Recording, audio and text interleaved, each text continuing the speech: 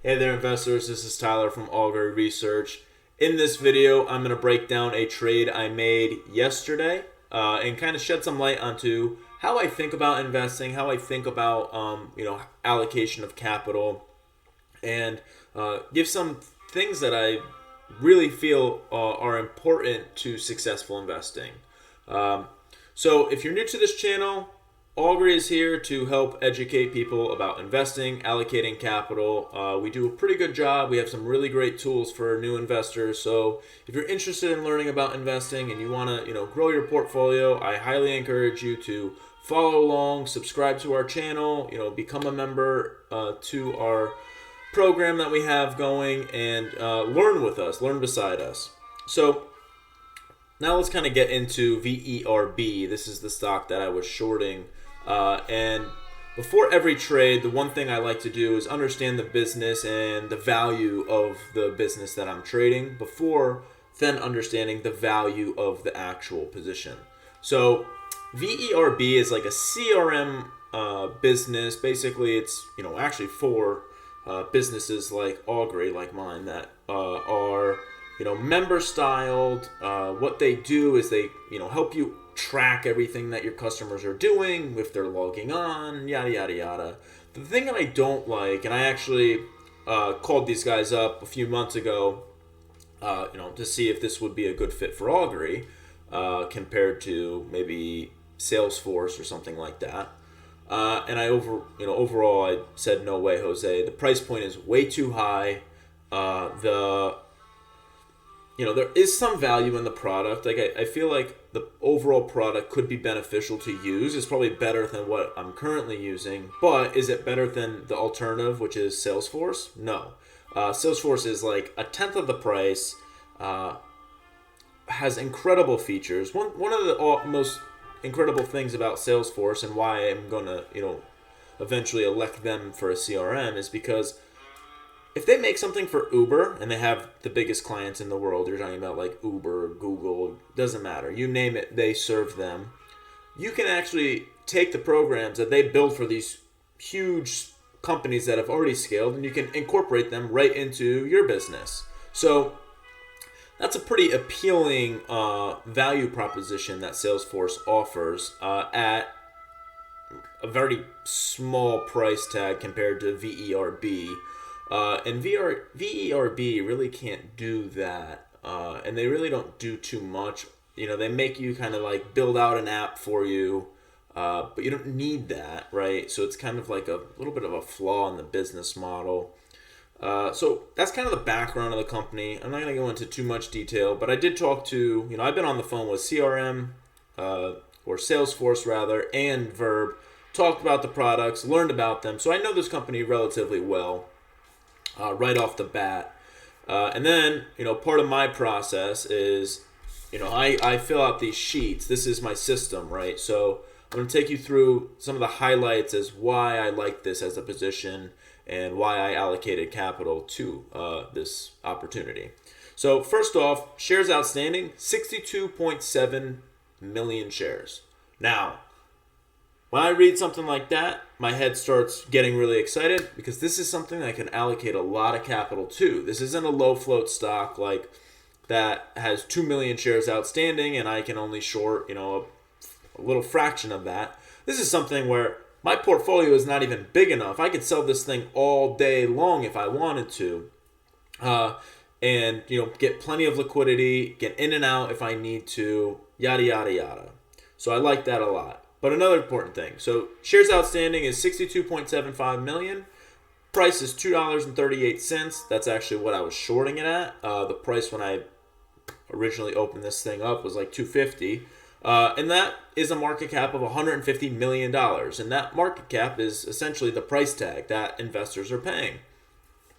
Now, is the business worth $150 million? Well, one, I already know that they have a inferior product to Salesforce. Two, let's take a look at what they own and how business is actually performing.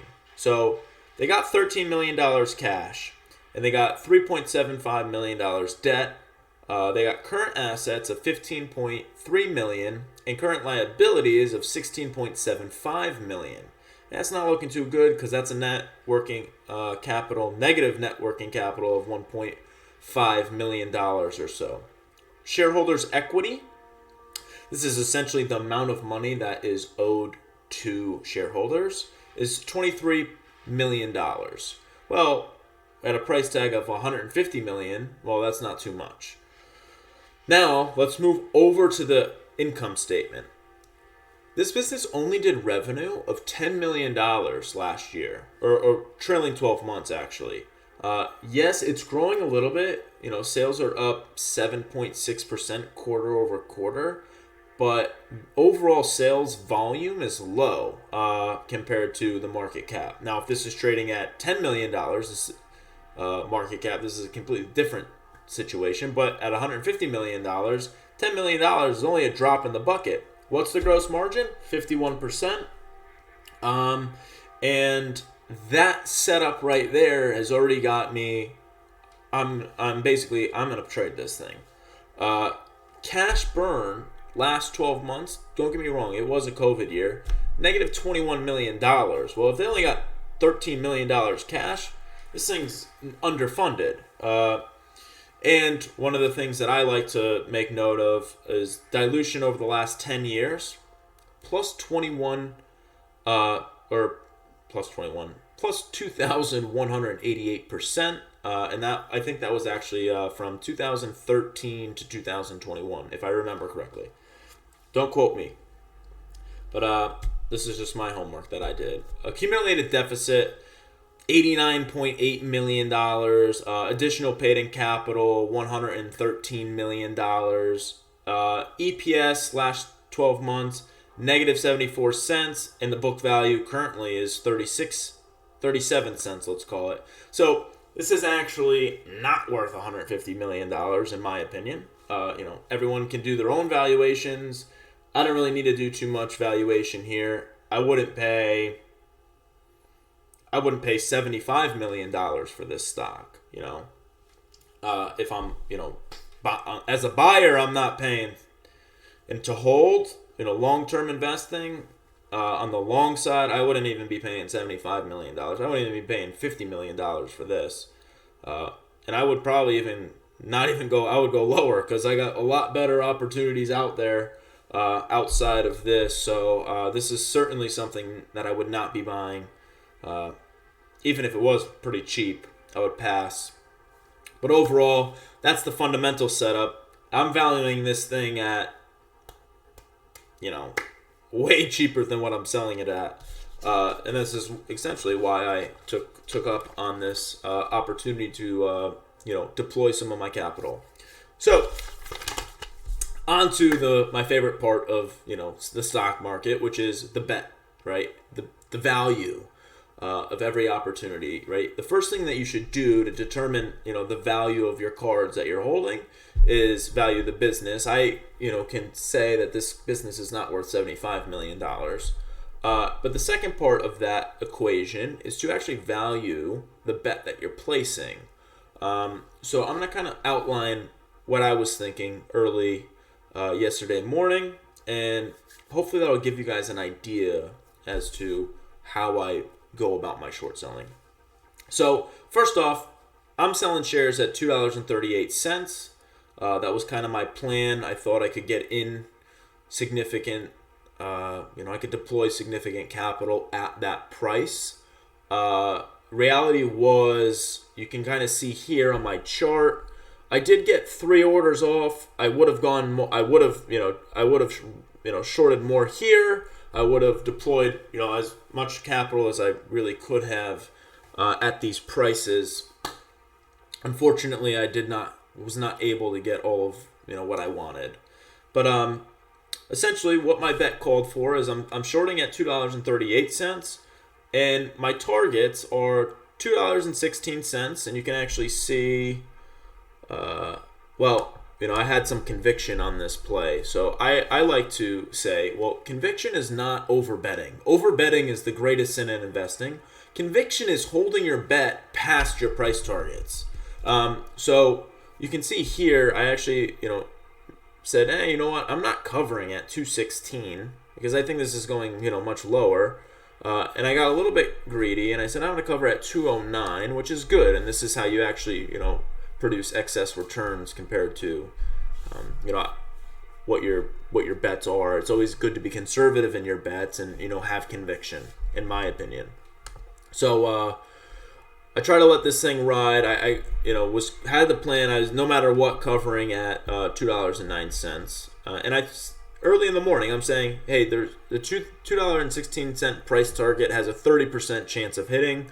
The $2.09 price target has a 15% chance of hitting, and the $1.96 target has a 5% chance of hitting. Now I am being pretty conservative in how quickly or how significantly this stock would have fallen. The reason why I set my bet up like this is, one, I'm on vacation. I'm in San Diego, California. So I'm not going to sit here and trade this thing all day long, but I wanted to make some money while on the road. So I made a simple bet. This was a 1 to 4 to 1 bet. I would have deployed a significant amount of capital to this, but I wasn't being really aggressive in what I was looking to return. I was, more so saying this is a good opportunity, and even though I'm not in like full uniform at my desk, fully prepared, I could trade this and make some money. So I took a 1 to 4 bet and or 1.4 to 1 bet, and this is kind of how it played out. It didn't go according to plan. I got a little bit antsy. It was around 12 o'clock. And I'm kind of like, okay, I'm not going to sit here all day. I'm on vacation. I want to go do some things. So I ended up, kind of bailing out of this thing a little early, which is a real mistake on my part. And I'm going to kind of get into why. It's extremely important to be fully honest with yourself and your investing. If you are, not honest and not truthful in your investing, you're going to fail. Like, being truthful with yourself generates tons of edge over the long term. And not everybody can do this, so it's really important that we as investors understand when we're getting lucky and when we are actually winning. So my plan, for me to allocate all the capital that I wanted to, it required me to generate 31 cents of reward for the risk that I was taking. And investing is a risk to reward game. It's very important that when you take risk in life, in investing especially, that you get adequate return for that risk. And if I only reaped, in reality, I only made 27 cents a share on this trade, which is like 13%, but not exactly what I needed for this to be a winning trade. I needed to make at least 31% or 31 cents a share for this to be, adequate. Like, I'm betting, my bets are really, I get pretty close to full Kelly. So when my process is all about being honest, what is realistically going to happen when I'm short selling or going long too. You need to be, ruthlessly honest in your reward to risk profiles. And I like to be a little bit conservative on what the probabilities I set. I feel like, if I'm really honest in my price targets and I'm fairly conservative in estimating the probability of winning and losing, and I hit, and I'm hitting winners and I'm hitting these bets, my portfolio is going to perform, significantly better than, any benchmark or, most other people. So it's incredibly important to hold yourself accountable and, go back and, go over these trades, review your trades, and make sure that reality is close to what you kind of predicted, because a wager is an expression as to what you feel is going to happen. Now, ultimately, VERB is traded as low as $1.80 on this day. So if I was more patient and I wasn't in a rush to get out and go explore San Diego, I probably have a really good trade here where I get a lot more than 31 cents a share.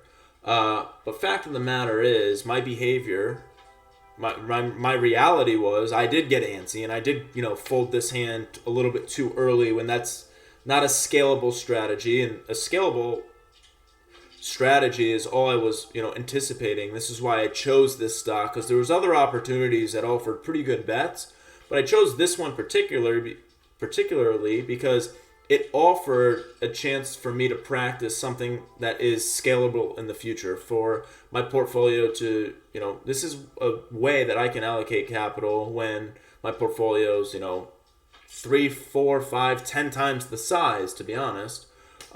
Maybe not 10, but I could use this again and deploy a lot of capital. So I like to practice these. If I have a similar opportunity on a low float stock, I'd much rather practice on something that I can, will be in my universe in, 5, 10 years when my portfolio is significantly larger. But that kind of wraps it up. I hope that this video was useful. I hope that the whole reality and being honest in your wagers and what you expect to happen is kind of a lesson that you can take away. I know it has been extremely beneficial in my investing to go back. I make all these sheets for a reason, because I go back and I review all of my trades. I actually don't have the journal on my desk here, but we sell the Augury Investing Journal is literally made for you to go through your process, estimate your likelihood of winning, and then review the trade. And this is something I've been doing for 7 years maybe, and it's been extremely valuable. And that's kind of why I shared the process with our Instagram, our YouTube. And I want to encourage people to, take up on that process, because this game of investing, there's a lot of Joe Schmoes out there. There's a lot of people out there that intentionally teach it wrong because they find luxury in selling bullshit. And I hate that about investing. It's incredibly important to be honest with yourself. I think it might be Naval says, when you lie to yourself first. And, the people that make tons of money, hand over fist, money, selling bullshit is really not right. And it really skews a lot of people's thinking and what is reality, because they teach you these wrong things, and then your reality becomes all discombobulated. And, you go to them, they're supposed to be your mentor, and you ask them, hey, I did this and it didn't work. And they say, oh, well, go study more. Well, that's just a rabbit hole. It's a feedback loop to keep you in their bullshit system. And it's terrible. It's really bad for, humanity, honestly. But at Augury, I really feel like we actually have been doing this, is, basically building a different class of people, that something that is reliable. Like, our systems are reliable, and, that's really important. When things get into it and you need to make a decision, having a reliable process and a reliable system is incredibly important. Not to mention, we have a great community of people that are pushing each other to get better, make better decisions, generate more portfolio alpha. But, you really need a strong foundation. You need the right lessons, and you need the right principles to have success investing. And, the ideas of patience, discipline, honesty, these are things that are actually very difficult to demonstrate and deploy for long periods of time. And that's why investing is such a difficult game, and so many people fail, is simply because it's not because the math is easy, right? I valued the business in 2 seconds. I said I want to pay $50 million for it. I have a lot better opportunities out there. And that part of it is easy. Even figuring out the probabilities of, what the prices are is not even that difficult.